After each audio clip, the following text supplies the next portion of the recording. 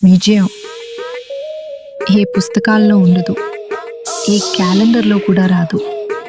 అది ప్రతిరోజు నువ్వు తీసుకునే ఒకే ఒక్క ధైర్యమైన నిర్ణయంలో ఉంటుంది.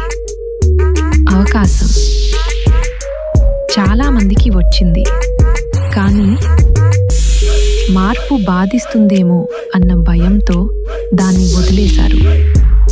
నిజమే, మార్పు బాధిస్తుంది, కానీ అదే నిన్ను నువ్వుగా తయారు చేస్తుంది.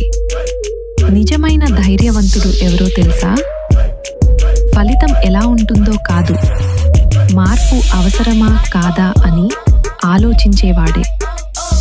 ఈరోజే నువ్వు మార్పు కోసం ఒక అడుగు ముందుకు వేస్తే, రేపు విజయం నిన్ను చూసి తల వంచి నిలబడుతుంది.